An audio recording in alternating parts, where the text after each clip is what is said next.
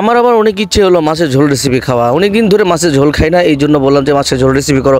বউ বলছে সমস্যা নাই, আমার শাশুড়ি আমার জন্য সজনে ডাঁটা পাঠিয়েছে, সেটা দিয়ে আমি তোমাকে মাছের ঝোল রেসিপি করব। আমি বললাম তাহলে তো ভালোই হয়, চলুন রান্নাটা শেয়ার করা যাক। শুরু থেকে যারা ভিডিওটা দেখবেন অবশ্যই লাইক কমেন্ট শেয়ার করে ফলো দিয়ে পাশেই থাকবেন। মাছের ঝোল রেসিপি করার আগে অবশ্যই মাছগুলো হালকা করে আপনাকে ভেজে নিতে হবে। ভেজে নিলে কি হবে, যখন আপনি ঝোলটা কষাবেন তখন কিন্তু মাছটা ভেঙে যাবে না। অনেকেই কী করে ডাইরেক্ট মাছ দেয়, একটু কাঁচা কাঁচা গন্ধ থাকে, ভালো লাগে কিন্তু মাছগুলো ভেঙে যায়। হালকা করে যদি আপনি ভেজে নেন সেই মাছগুলো খেতে আরও অনেক লোভনীয়, অনেক টেস্টে লাগে। আপনারা কিন্তু পরিমাণ মতো করে ভেজে নেবেন, বেশি পোড়া পোড়া করা যাবে না। এরকম যে বাদামি বর্ণ যখন চলে আসবে তখন এই মাছগুলো আপনাকে উল্টায় দিতে হবে। উল্টায় ওপর পাশ হয়ে গেলে সে মাছগুলো আপনাকে উঠায় নিতে হবে। একটা মজার বিষয় হলো অনেকে সান্ডা পছন্দ করে, কপিলের মেয়ের জন্য সান্ডা কিনতেছে, কেউ নিজের জন্য সান্ডা নিয়ে যাচ্ছে, কেউ কপিলের জন্য সান্ডা নিয়ে যাচ্ছে। আসলে এই সান্ডাটা খেতে কেমন, কে কে খেয়েছেন অবশ্যই কমেন্টে জানিয়ে দেবেন। আমার মনটা চাচ্ছে যে যদি সান্ডা পাই একটু রেসিপি করে আপনাদের কাছে শেয়ার করতাম, সান্ডা খেতে কেমন।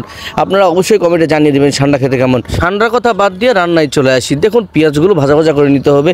মাছ ভাজা যে তেলটা ছিল ওই তেলেই কিন্তু আপনি পেঁয়াজগুলো ভাজা করে নিতে পারবেন।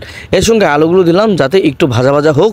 ভাজা ভাজা হলে কিন্তু আমার কাছে অনেক ভালো লাগে। একটা জিনিস কি, এখানে যখন আপনি ভাজা ভাজা করবেন তখন কিন্তু আপনাকে হলুদ মরিচ লবণ দিয়ে ভালো করে কষিয়ে নিতে হবে। এইভাবে ভালো করে নাড়িয়ে আপনি কিছুক্ষণ ঢেকে দিতে পারেন। একটু পানি দিলে সবচেয়ে ভালো হয়। আমার বউ পানি দিয়েছে কিনা, হ্যাঁ অবশ্যই পানি দিয়েছে, কারণ আমি রান্নাটা পুরোটা দেখি নাই, সে ভিডিও করেছে, জাস্ট আমি দেখে বললাম। একটু ঢেকে দিলে এরকম কষা কষা হবে। আলুটা কষানো শেষ হয়ে গেলে আপনাকে দিয়ে দিতে হবে সজনে ডাঁটা। সজনে ডাঁটা খেতে কিন্তু অনেক উপকারী এবং অনেক রোগের ঔষধ বলতে পারেন।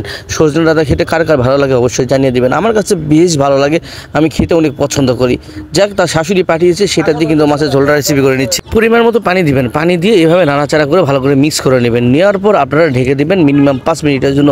5 মিনিট পর দেখবেন যে এরকম বুদবুদানি সৃষ্টি হবে। এই বুদবুদানি সৃষ্টি যখন হবে তখন আপনাকে খেয়াল রাখতে হবে সে মাছগুলো দিতে হবে। দেরিতে দিলে কিন্তু মাছের মধ্যে মশলাগুলো ঢুকবে না। ঠিক এই টাইমেই আপনাকে দিতে হবে 5 মিনিট পর। এক এক করে সব মাছগুলো এখানে সাঁতার কাটার জন্য ছেড়ে দেওয়া হচ্ছে। আপনারা কে কীভাবে নেবেন জানি না, আমি মনে করি এই মাছগুলো সাঁতার কাটার জন্য নেমেছে, কারণ এই সাঁতার কাটলেই কিন্তু মাছের ভিতর মশলাগুলো ঢোকে। এই ঝোলটা খেতে অনেক লোভনীয় এবং মজাদার লাগে। যখন মাছটা দেওয়া শেষ হয়ে যাবে তখন আপনাকে কিন্তু হালকা করে ডুবাই রাখতে হবে যাতে মশলাটা ঢোকে। বেশি নাড়াচাড়া করলে কিন্তু মাছটাও ভেঙে যাবে।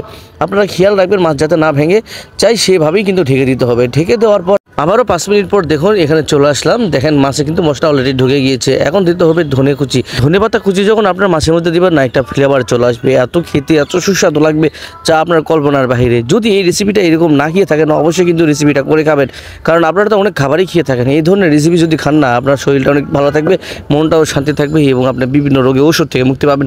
সজনে ডাঁটা কিন্তু অনেক উপকারী। দেখুন ফাইনালি কিন্তু আমাদের রেসিপিটা শেষ হয়ে যাচ্ছে। আপনারা দেখেছেন কত লোভনীয়, কত সুন্দর এবং খেতে অনেক স্বাদ। আমার মন চাচ্ছে যে আমি পুরোটাই খেয়ে ফেলি। আপনাদের কাছে কেমন লাগবে জানি না, অবশ্যই রান্না করে খেয়েও আমার কমেন্টে জানিয়ে দিবেন কেমন লেগেছে।